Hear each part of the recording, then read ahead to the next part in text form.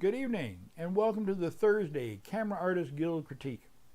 I am your host, George DeLoache. I'm a portrait artist and photographer's coach, and this is where we help photographers learn to master the photographic arts. Here we do critique. This is where you send your images in, and a second set of eyes takes a look at those images and tries to help you find ways that you can improve the quality of your work. Regardless of whether you're just beginning your love affair with photography or whether you've been like me in love with it for 50 years, there's always room to find new places to grow and develop. Let's get over to the broadcast and take a look at some of those images. Okay, stand by. And kick off the first image. Okay, here we go. First image is Wanda Day Lewis. Wanda and the baby. I'm not sure whether this is your baby or not. I can't remember exactly from the write-up what was said about it, but I mean, you know, lovely little chubby cheek baby. Being a grandfather of a 9-month-old, I just am enamored by babies. When my own kid was born, I guess I was too close to it to really see the joy in the development, but here you've got a great shot there, you know, great expression, and it's all about expression. The little kid is just beginning to develop the ability to smile and to share back facial expressions, so your exposure is on, you caught it well, you caught a nice expression. Baby photography is a real challenge and a real discipline in its own, same way with pet photography or product or wedding or whatever. There's things that you learn in working with babies. So if you're taking your own baby, that's fine. But here, remember to not cut off the hand. You crop right through the hand here, right through the knuckle there. We want to see that whole hand. Some of the standard posing goes, even though it's infants, and I know they don't want to pose, and they can't listen, and they don't understand what you're saying, but you just have to have a bunch of patience and work through it with them. So back off a little bit, leave yourself more room around the kid than you think you need, and that will take care of those areas so that when you do crop the image, you'll have enough there to play with. Almost every camera, even crop sensor cameras, are high enough resolution that you can afford to back off a little bit and show the upper torso of the kid. And the only other thing that helps out at the time is to have a baby wrangler or a helper along with you. Keep towels and all like that. Just wipe that spit real quick off the chin and then bam, take that image and it will pop it right on up to the next level. Okay, Wanda, thank you on that one. This one, I love this one. You got a nice chair there. I love the chair. You're working away at it. I think that the image could probably be cropped in a little tighter. I don't think all of the upper chair up there really adds that much to the image. I'm just going to, let's go to a 4x5 crop, which of course is my favorite. You guys probably know that. And let's throw a 4x5 crop in there. And of course you got to watch out for cropping off the hand. Again, the hand is missing. So I'm not going to crop it off there on this one. But something, I wonder, horizontal, no, So let's go back to vertical. I think that's a little stronger image. I would like to see the legs. I like to see the hand.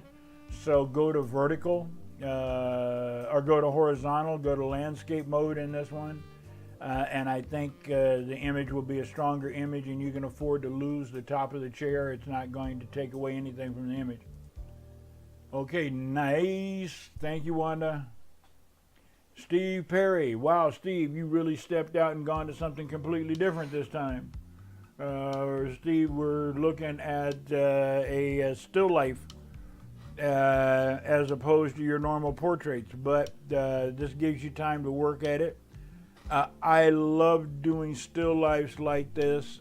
Study the work of the great paint masters of the Baroque and the Rococo era, of the Flemish and Dutch painters of the 15th, 16th, and 17th century, and see how they prop, how they compose, and then how they light each image. Now I know you say, well, George, they don't light it, they paint it, but it's just a different medium. Photography is one medium, paint is another medium. We're still working with light and shadow, and color, hue, and luminosity.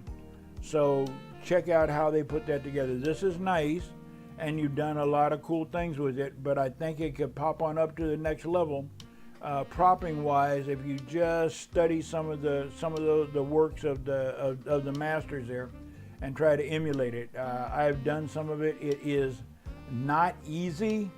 It seems like it might be easy, but it is a real challenge. So spend your time researching the artwork and then step on into it. But still, it's a nice image, Steve. Thank you.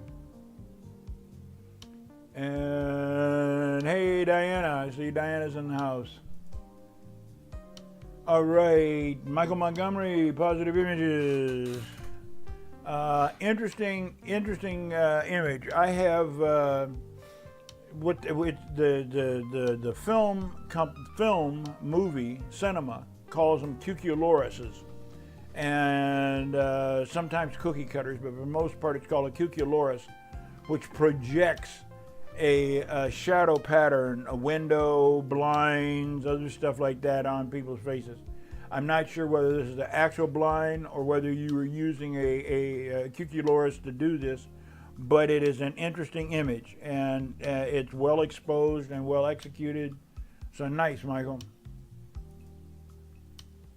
Okay, this is another Michael Montgomery. You're up there in Palmdale in the desert, and you and John Harvell both live relatively close to each other out there. And I, for one, do not understand why anybody would want to go out into the desert and tag a rock. That just doesn't register with me. I'm sorry, I just can't understand it. But they tagged it and it's there. I like the direction that you're headed in, but I think knowing how well you can handle your available light and artificial light combination, I think this one's missing an additional light source, or working with the sun you have there and reflectors, or even a silk up there to knock the sun down so you can raise the shadow values. Right now, her face and her arm are in shadow. This arm is leaving this dark bar going across her upper torso, and her whole face is in shadow. The dress is so bright that your eyes go to the dress area and to the funnel rock down there that's getting the sun, and it makes it difficult to see her face and discern any feeling or emotion from the image. Also, she's kind of posed a little backwards. You want most of the weight on that rear leg, and it is kind of, but you want a different torso twist to it so that it brings out an S curve in the torso. The arm overhead pose is a difficult one to pull off. My old teachers used to call that the armpit shot. And so think about it. I think that if you did not want to add, let's say you said, well, if I throw in artificial light, I come in here camera left and I put up a softbox, it's going to illuminate this light and it's not going to look natural. I don't want to do that. The other alternative is to use a silk. A 4x4 or a 4x8 silk that would block the sun here, and in blocking the sun it would tone down the sun, drop the sun a couple of stops, and dropping the sun a couple of stops, it would allow this area now to come into closer ratio between the sun and it. Of course, it means setting up a silk and going through the effort to go there, but it's a possibility, and just takes a little time to set it up. Sunlighter has a thing they call the sun swatter, which can be held by one person, and it's on a pole with a big translucent sheet. What a silk is a translucent sheet of varying opacity, depending upon whether it's a one or a half stop or whatever.